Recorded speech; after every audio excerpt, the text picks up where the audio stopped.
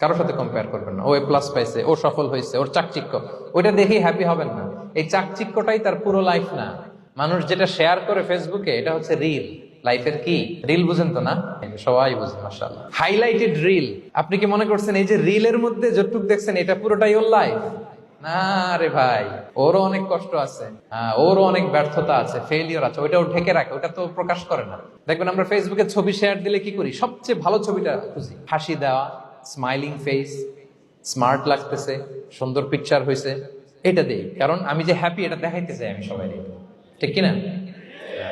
তার মানে আমার দুঃখের অংশটা তো আমি শেয়ার করি না।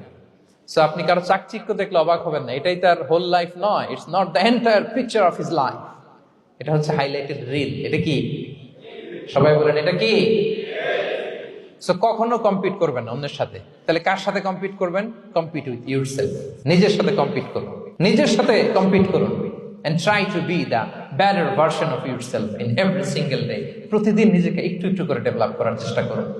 and don't lose your confidence by comparing yourself with others. Dear brothers and sisters, কখনো নিজেকে অন্যের সাথে তুলনা করে আপনার কনফিডেন্স কমাবেন না।